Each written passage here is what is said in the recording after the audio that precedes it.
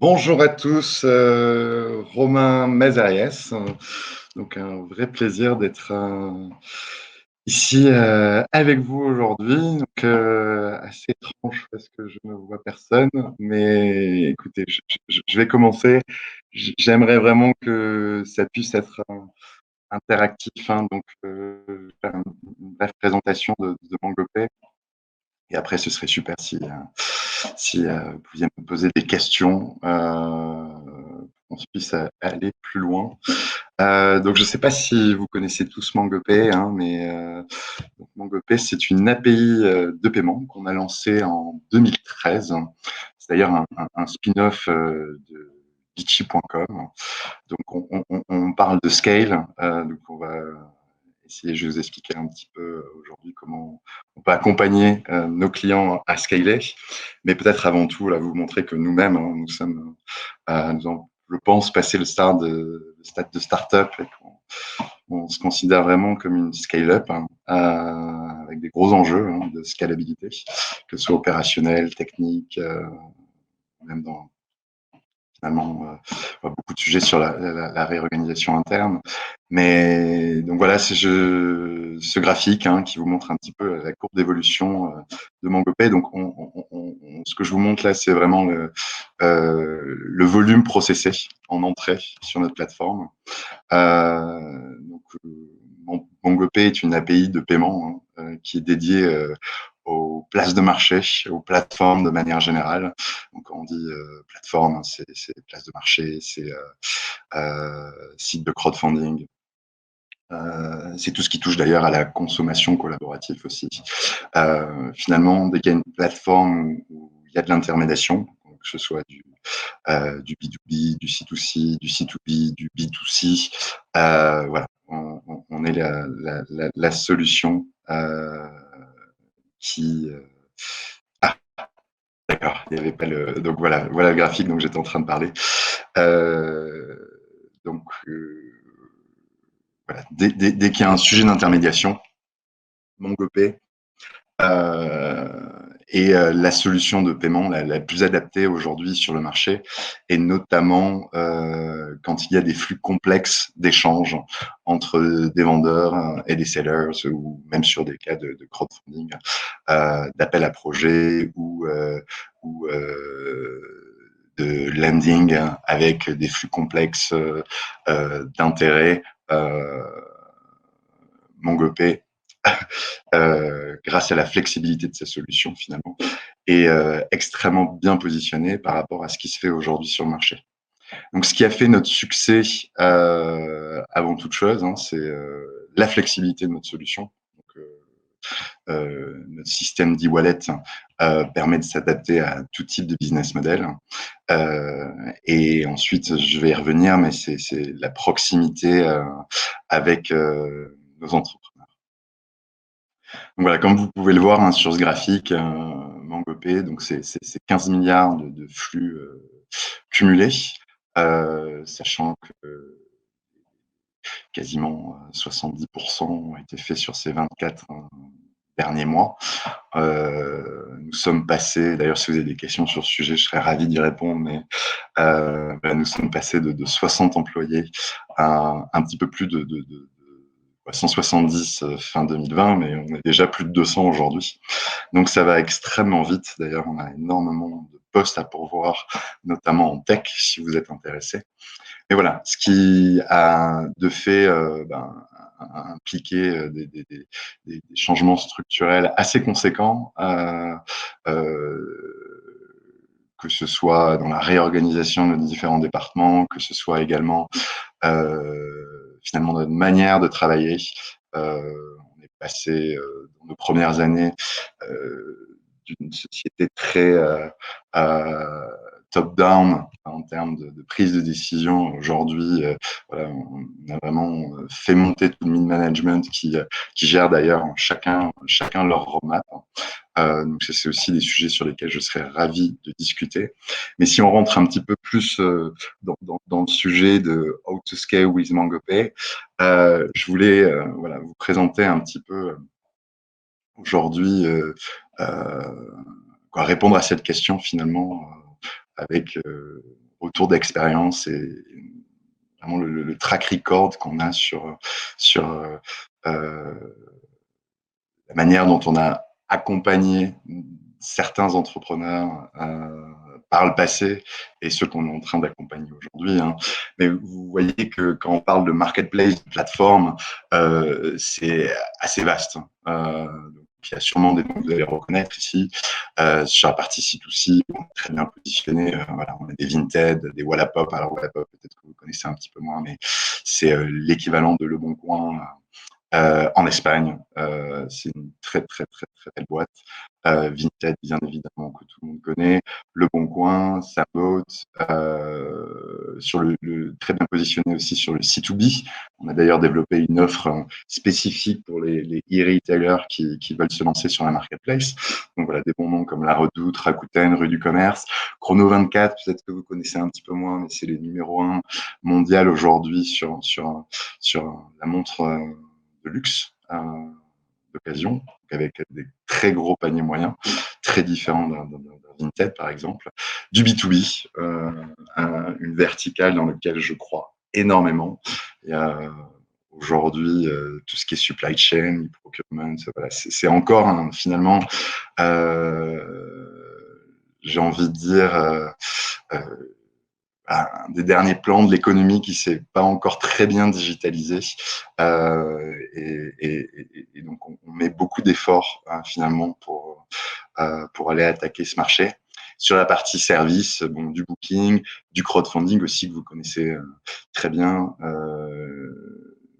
Il n'y a pas KissKissBankBank, mais l'Indopolis, mais c'est des clients à nous qui sont d'ailleurs très importants. Et puis aussi tout un plan fintech. Donc on travaille avec MarketPay, avec Pumpkin notamment, Paycar et d'autres. Et voilà, donc c'est un peu plus de 2500 plateformes aujourd'hui qui utilisent notre techno. Nous sommes présents dans 7 pays, donc on a des plateformes clientes dans tous les pays européens. On est limité à l'Europe aujourd'hui, puisqu'on a une licence bancaire qui est passeportée en Europe dans tous les pays, mais qui ne nous permet pas d'aller signer des plateformes en dehors de l'espace économique européen.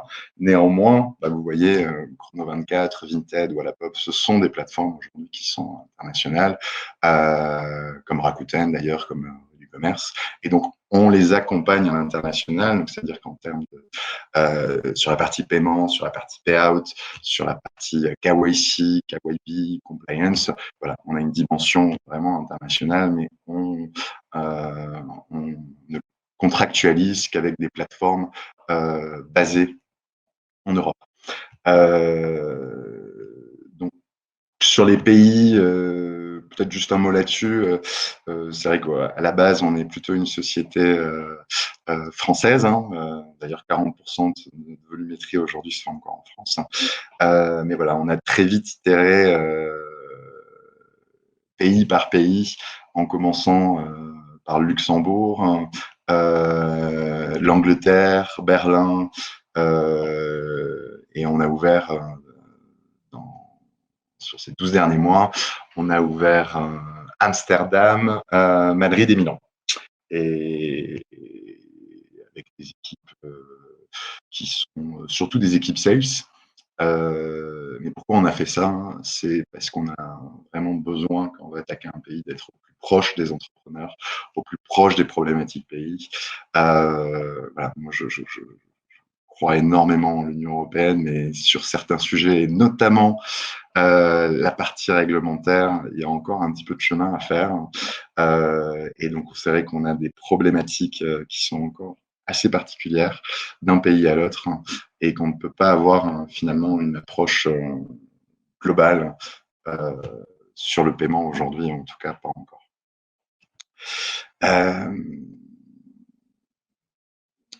Quand on parle de la capacité de Mangopay la capacité de Mangopay à accompagner finalement ces entrepreneurs à scaler, je pensais que j'avoue que j'ai rajouté un petit peu au dernier moment, mais vous présenter ce qu'on appelle notre flywheel. Je ne sais pas si vous connaissez ce concept. si vous ne le connaissez pas, je vous invite à lire toute la littérature de Jimmy Collins, qui je trouve très inspirante, particulièrement quand on est à ce niveau de scale-up dans une société.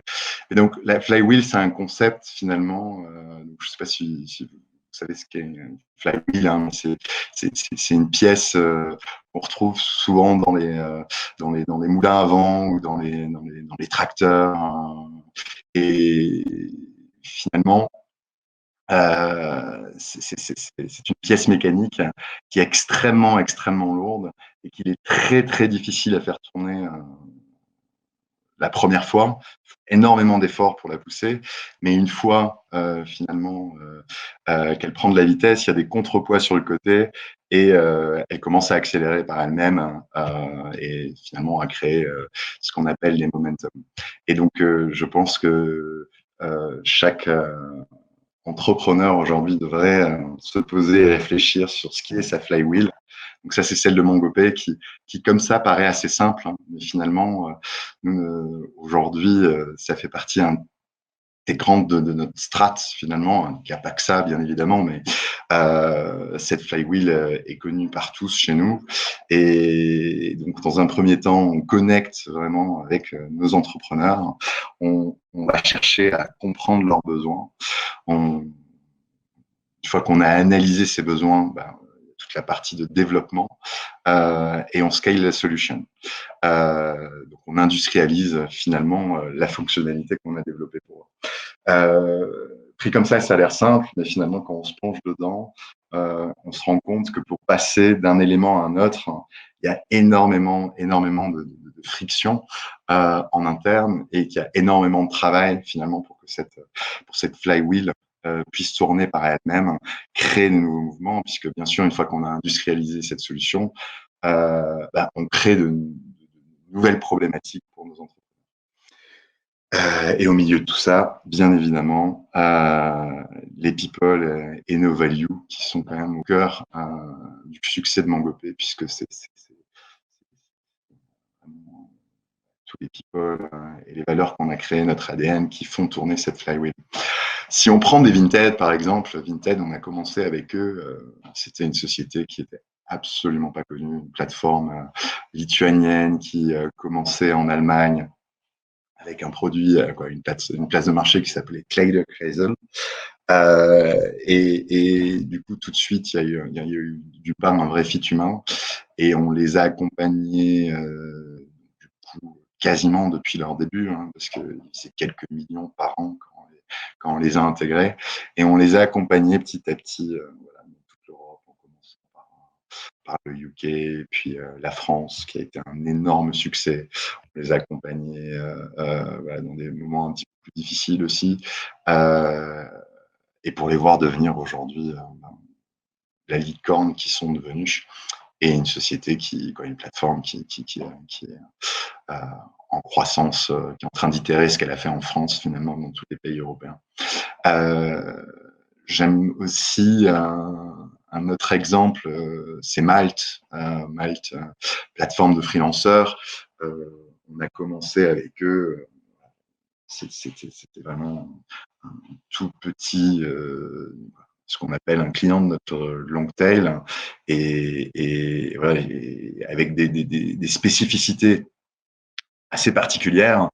Ils nous ont beaucoup challengé sur la partie virement entrant, sur l'IBANisation, sur les checks KYC, sur les virements internationaux, parce qu'il y avait beaucoup de freelancers qui étaient en Afrique, à La Réunion, en Madagascar, en Inde. Et donc, voilà, petit à petit, c'est cette flywheel qui nous a permis finalement, de grandir avec nos clients, de les faire grandir avec nous. Et finalement, aujourd'hui, ce qu'on a fait pour Malte, on est en mesure de le proposer à d'autres clients. Et donc, c'est un petit peu un cercle vertueux. Quel autre exemple je pourrais donner? Bon, il y a l'exemple de Wallapop aussi, hein, on a fait les premières transactions avec eux. Il y a bien sûr nos clients de toujours, hein, Ulule, qui est le premier client d'ailleurs sur la plateforme MongoPay. Et on leur a permis, je l'espère, hein, je ne sais pas s'il y a des personnes de lui qui nous écoutent ici, mais voilà, on nous a permis d'accélérer finalement, puisque c'était vraiment les premiers à intégrer une brique paiement aussi flexible sur du crowdfunding. Et voilà, et j'en passe. Et des exemples comme ça, hein, c'est des exemples qu'on célèbre, hein. Après, on ne se repose pas sur nos lauriers, hein, puisque plus on grandit, plus finalement nos plateformes ont des enjeux euh, pour scaler plus vite, encore plus à l'international. Et donc aujourd'hui, on est sur des problématiques d'aller adresser l'Asie notamment, et particulièrement des vendeurs chinois en offrant la meilleure expérience utilisateur possible. On a des problématiques aussi très locales. Bref, ça fait 7 ans qu'on s'est lancé maintenant sur MongoPay. C'est toujours aussi excitant. Pour moi et pour d'ailleurs l'intégralité de nos équipes. Et moi, je suis encore convaincu, c'est ce que je répète toujours à mes équipes, hein, euh, voilà, que la plus belle partie de notre histoire est devant nous. Peut-être un petit mot également sur la vision de MongoPay et notre purpose, hein, qui est très proche finalement de cette partie être proche de nos entrepreneurs, accompagner nos entrepreneurs. Voilà, nous, on est convaincus aujourd'hui, notre vision, et on travaille pour ça, c'est d'être en mesure, hein, voilà, de shaping the future of exchanges. On a le produit pour ça. On a des entrepreneurs qui sont aujourd'hui brillants, un monde de la tech, de la French tech, mais même à l'international, extrêmement innovants. Et donc, on veut accompagner ces entrepreneurs pour créer finalement les échanges de demain. Et donc, voilà, notre purpose, il y a notre mission derrière qui est vraiment de créer des powerful payment technologies pour nos entrepreneurs, pour designer les plateformes de demain qui feront ces échanges de demain. Voilà. Comme je vous l'ai dit, je voulais que ce soit très interactif, donc ce serait super d'avoir quelques questions pour aller un peu plus loin sur les sujets que je viens de lancer, donc n'hésitez pas, je suis entièrement à votre écoute.